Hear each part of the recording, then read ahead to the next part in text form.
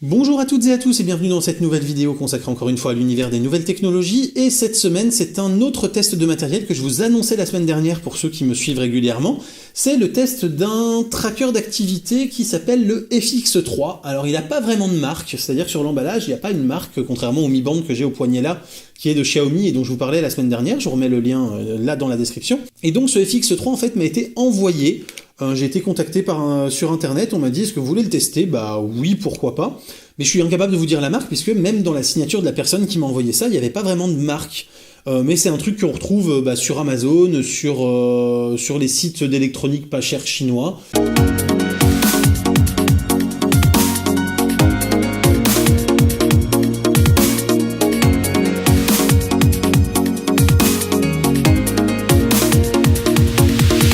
Quand il est dans son bracelet comme ça, et ben, alors attendez, ça se met dans ce sens. Alors voilà, déjà, on voit un petit peu en termes d'ergonomie, c'est pas super pratique, il y a vraiment un sens pour le remettre dans le bracelet. Et donc quand il est dans son bracelet comme ça, c'est un tracker d'activité où on va changer les infos de manière tactile en glissant le doigt sur l'écran.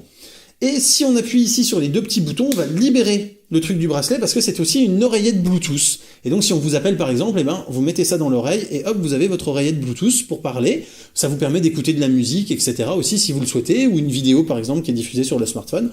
Bref, dans l'idée, je trouvais ça pas mal.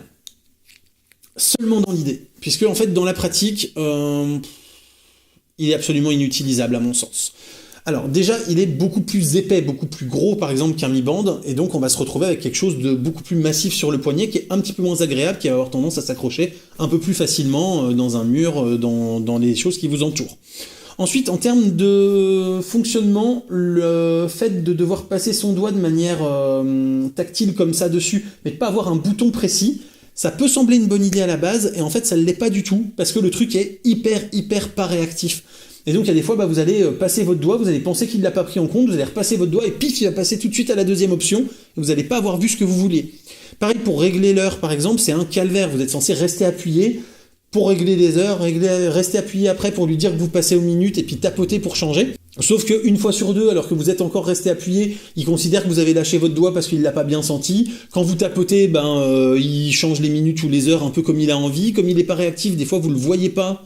Et au final, il vous a fait le truc. Là, vous voyez, je suis pas resté appuyé et là, il me propose de régler l'heure, par exemple, juste parce que j'ai le doigt qui l'a effleuré plusieurs fois et qu'il a considéré qu'en fait, plutôt que de l'effleurer plusieurs fois, j'étais resté appuyé dessus.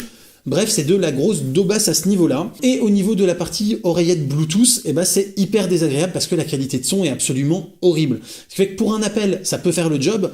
Par contre, c'est vendu aussi genre écoutez votre musique quand vous courez, sauf que ça tient assez mal dans l'oreille et que la qualité de musique, elle est horrible. En plus, vous l'avez que dans une des deux oreilles, donc c'est très désagréable. Pour suivre une vidéo, pareil, ça peut dépanner éventuellement, mais vraiment pas plus. Voilà, donc vraiment, à ce niveau-là, c'est assez zéro. En termes de précision du comptage de pas, c'est correct sans plus. Si je compare justement à un Mi Band, que ce soit version 1 ou version 2, il a tendance à surévaluer un peu plus, donc à moins trier les gestes parasites. Et surtout, vous n'avez aucune application pour pouvoir le paramétrer. Donc vous ne pouvez pas l'utiliser pour, par exemple, relayer des notifications, pour servir de réveil le matin, pour pour renvoyer vos pas et vos efforts, vos calories, etc. Pour avoir un tracking au jour le jour et voir des courbes, voir les jours où vous avez été les mieux ou moins actifs, etc.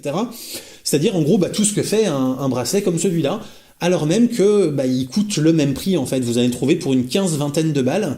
Et donc au final, le rapport qualité-prestation-prix est très nettement inférieur. Et je peux pas vous conseiller d'acheter ce produit-là, je peux par contre vous conseiller d'acheter le Mi Band, effectivement, de Xiaomi, qui est beaucoup plus abouti, beaucoup mieux fini, et beaucoup plus facile et intuitif à utiliser. J'espère en tout cas, comme d'habitude, que cette vidéo vous a plu, vous aura appris des choses et vous évitera éventuellement de craquer sur ce type de tracker qui, ne vous satisfera probablement pas. Si vous avez donc aimé la vidéo, n'hésitez pas à penser au clap, le commenter, liker, vous abonner, partager. N'hésitez pas à faire un tour sur Tipeee pour me soutenir également financièrement. Je vous dis à très bientôt pour plein de prochaines vidéos, photos, techno, informatique et jeux vidéo qui font le contenu de la chaîne au quotidien. D'ici là, continuez de rester curieux et de regarder des vidéos sur YouTube. Salut à tous, bye bye.